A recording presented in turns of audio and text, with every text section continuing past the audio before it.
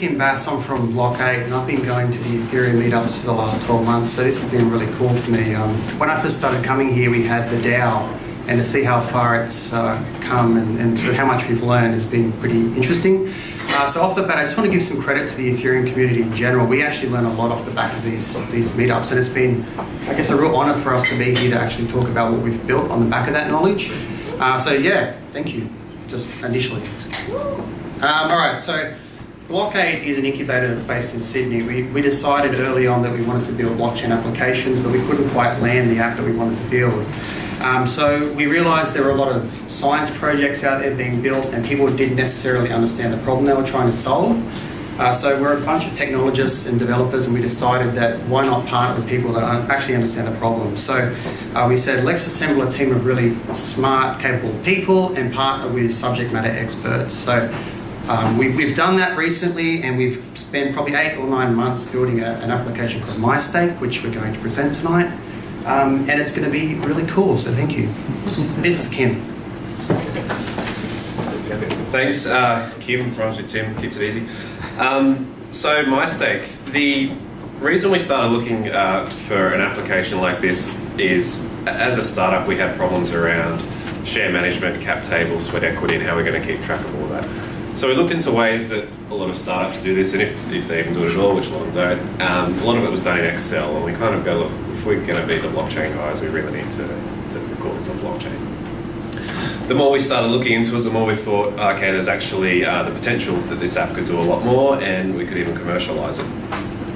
So we do this by tokenizing shares on blockchain, so the shareholders have their own wallets. Obviously, all of the benefits that go along with that, we can transfer and things like that. That's fed into a cap table for cap table management. We can then record additional things as hash documents on blockchain, like dividend statements, things like that, company announcements. The more we got into development, we started looking at, well, look, the company secretary or whoever is entering all of this information into the app, wouldn't it be great if it could actually tie into ASIC and handle the regulatory body that looks over all of this? So that's what we're working on now as well. So it's aimed at really, directors, shareholders, company secretaries, things like that, guys in startups. For the VC, having everything as a tokenized share, you can kind of get a top-down approach, top-down view of your portfolio dashboard. So it's interesting for that use case as well. We've got a free mobile app in the iOS, free iOS app, free Android app for all users. Currently in a private beta, so mystake.io is the website if you want to go and sign up. What we've learned along the way is that it's really hard. So the co-founders, the 3 of us, we're not necessarily from a strong development background, so we found some guys that were much smarter than us who are now going to show some of the things that we've learned. Mainly around, the EVM. It's compared to what a user wants to do and what they've come to expect, it's quite slow. There's a lot to be desired. So you kind of have to find that sweet spot of what's good for a user and then what's actually feasible on blockchain as well. So we've got a bit of a demo about Web 2 and the usability that we've come to expect, and then using it with the Web 3 protocol. So I'll pass to Matt and Mike to kick that off. Thanks.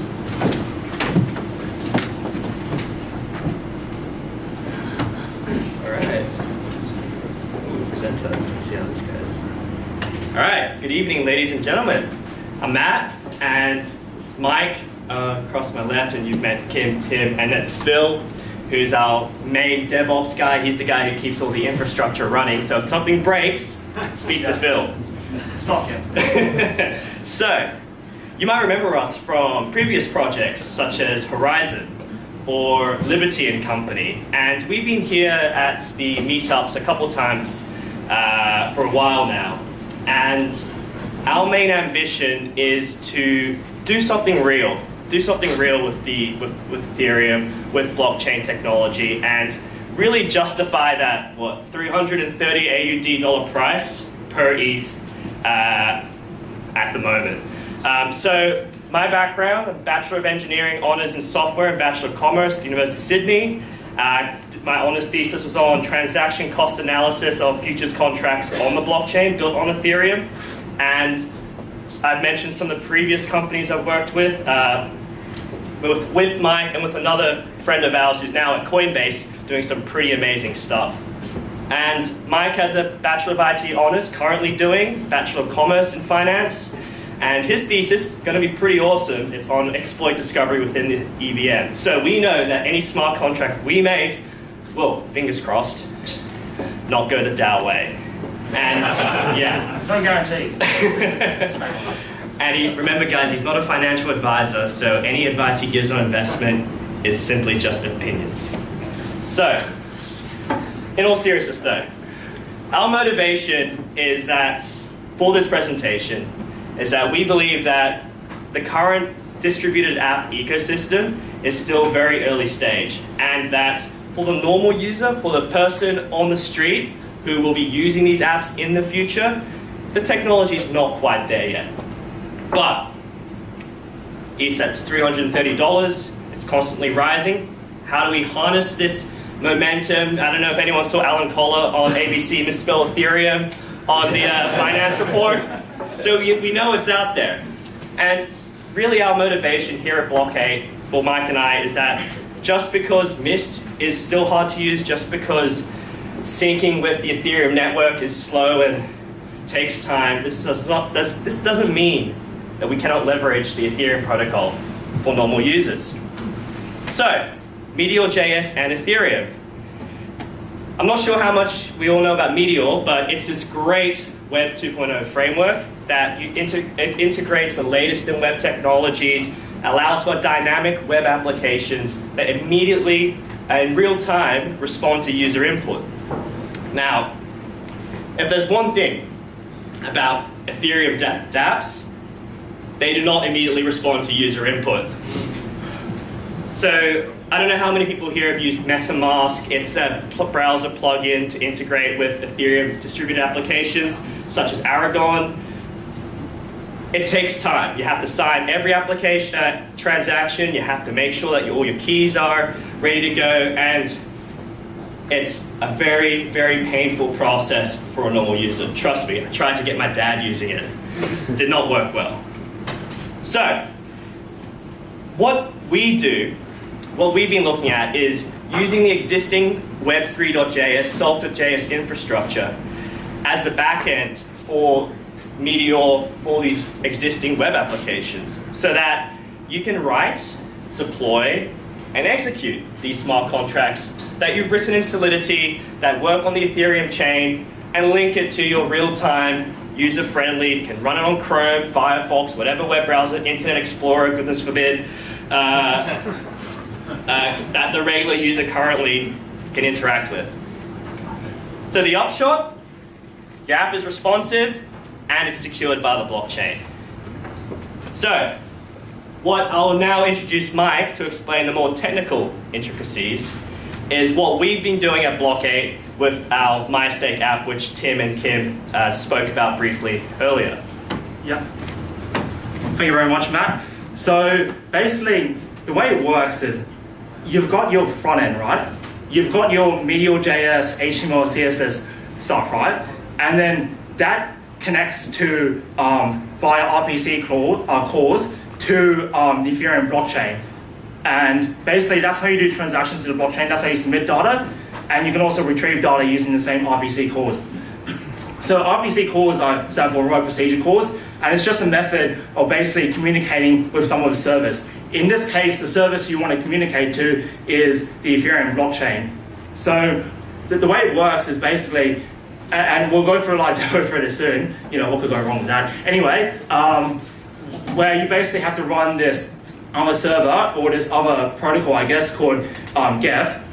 And this will allow you to communicate with the wider blockchain, whether it be a private blockchain or a more general blockchain, or like a public blockchain. So what I've got an example here, and it won't be too technical, is basically typically how we communicate with the blockchain. So what you want to do is you want to submit a transaction, and if you guys are familiar with database theory, you basically want to have the transaction atomic, right? In other words, like the whole transaction has to finish, or none of it at all. So the way you do this, for example, in Meteor, is via what's known as a promise chain. So what we've got here is, for example, like this promise that allows you to issue new dividends, right? So the first step you've got there is you've got to unlock your account because someone's got to pay for it. Nothing's for free on this network. It's a very capitalistic system. And the second thing you've got to call is the transaction itself in order to actually, like, say, issue the dividend. And the third part you've got there is basically the response that you get back from the callback. So if that's successful, then you'll get, for example, the contract address back, and you'll also get the transaction ID back. So you know the transaction you need to reference in order to get the data from the blockchain. So resolving transaction is you get in Geth or in the command line, you get like a little TX number there, a TX character there. You get a string, which is basically a hash that links to that original transaction, so you can perform other calls to reference that transaction. And basically, for example, with issuing dividends, you'll basically fill out the form, issue a certain number of dividends per share, a timestamp as well, and any other data. So you can save any data on the blockchain, and typically you do this via what's known as JSON format. So you'll click, for example, issue distributions, and then it will fire off this transaction, and this will record that you've issued a dividend on the blockchain. And that's just a very simple example of what we do. So I guess the issue is the fact that I know a lot of us here like to be idealistic, that we want everything to be completely decentralized from the beginning. Unfortunately, the technology just isn't there yet. Because as Matt pointed out, for example, using MetaMask, you get delays because it takes on average 14 seconds to mine a block, get your transaction in the block, and then get a response. So it's very, very slow. And for us techies and all that, it's fine. But for the average user, they're like, well, I can just go to my banking app and it's instant. So why would I want to use a web application where everything takes 14 seconds on average? So the solution we sort of came up with is a bit of a compromise, and it's not going to be there forever, right? Ultimately we want to remove, MongoDB and basically just connect to the blockchain itself. But at the moment, what we do is we sort of have an interface where we have your traditional web application where you have the server, MongoDB, you're running Meteor, and you communicate with the database. And you can also communicate with the blockchain itself and use the blockchain as sort of an immutable record to verify all the other data you've got on the application locally. But why do we use something such as Meteor? Well, basically because it's real time, the data gets entered in there almost instantly. There's no delay for the average user. So for the average user, everything is real time. Web application is real time. The web application is real time. Yet the transactions are ordered in such a way that you'll still get the right result in the end. So what are the disadvantages of this system? Well, number one, it's not completely decentralized. We're merging, say, Web 2.0 technologies with Web 3 technologies. So we basically still have a centralized web app that is sort of decentralized in terms of the data that you store, but at the same time, it's still a web app that we run on our own servers itself.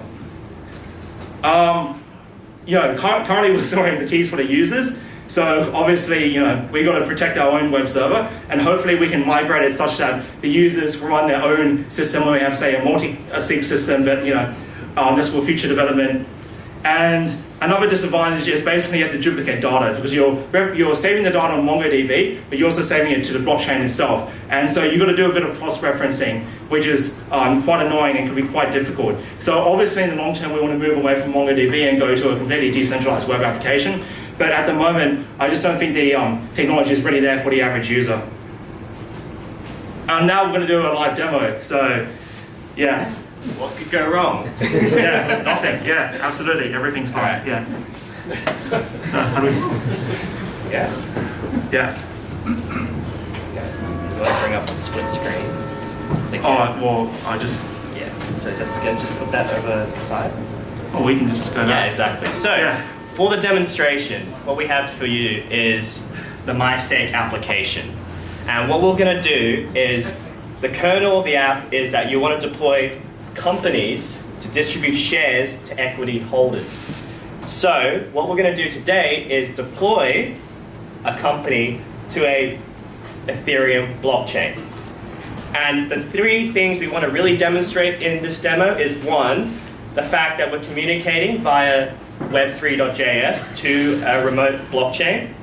Secondly, have a web application that we're running through a regular Chrome browser that's real-time and responds to user input immediately.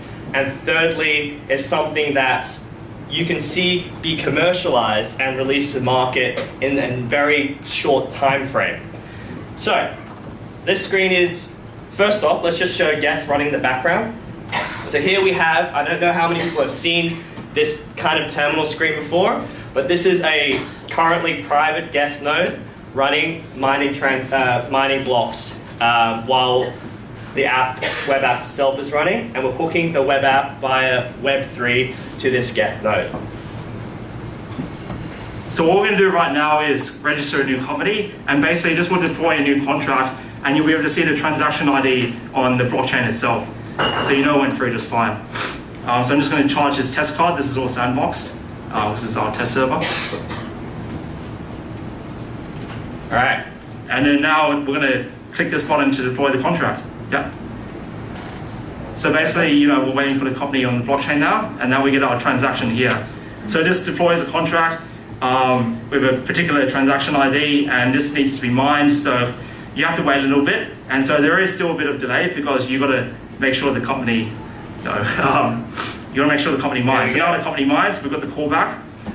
So now we know it's deployed. So now we can click into it and do all sorts of things that we like with our application.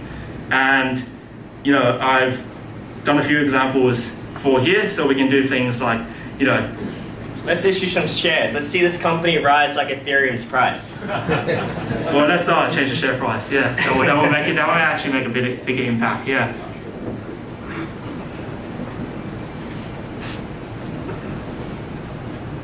And then you see it's real time, but the transaction will be deployed on the blockchain, and so it will happen in the right order.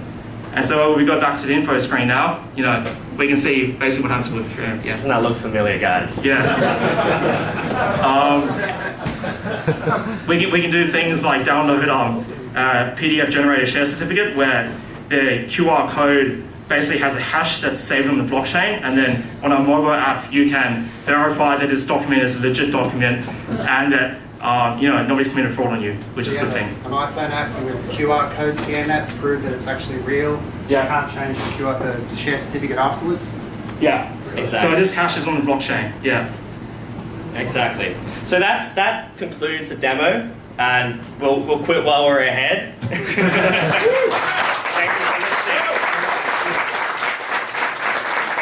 We'll just let Tim finish. So, pretty impressive app. So I guess the mission for Blockade, we want to commercialize actual blockchain apps. We realize there's a compromise between decentralized and centralized, but that doesn't mean there isn't tremendous, best practice for centralized systems. IT's been built on it for 20 years, AWS, DevOps, all that stuff. So yeah, we want to build more. We want to build more projects. So we're in private beta at the moment. We're going to commercialize this project very soon, and then we want to use our team to build more projects. So if you've got interesting ideas that you'd like to build, speak to us. We're an incubator. We want to build them. So thank you, everyone. Some questions. Thanks. No questions out loud? Well, we don't all right. We'll take some. Okay. I'll compromise. All right. Yeah. But we won't. Oh, you have something? No. Well, we'll take 3 questions, and then just to make sure that we don't keep running over time. Yeah. Pick the best one. Yeah, maybe I'll tell you. Okay. So anyone else like to shout out a question? Yeah, I'm curious. So, heard a lot about Aragon and looked into that and stuff, and you guys seem to be doing more than Aragon. This is awesome. Oh, thank you. Holy hell. The obvious question, have you thought about an ICO or something that way? Or? So we want to build real businesses that make real money, that solve real business problems. So no ICOs. But if the token has value, then maybe. Okay, so you've just demonstrated deploying a smart contract on the Ethereum blockchain. Fantastic demo. Great job. Thank you. Thank you. So I want to come to you and say, okay, you know what? I've got a business idea, X, and I want to do an ICO down the road. How far is your technology down the road where I could actually use this to deploy my virtual company on the blockchain? So this is designed for private, proprietary, limited businesses in Australia. So we're serving the mid-market, the startups, places like that. Yep. So the idea is you register your company with ASIC and you would, enter those details into our platform. So we're trying to remove the ASIC binary as well, right? So the 484 forms, all the stuff that people hate doing and don't do.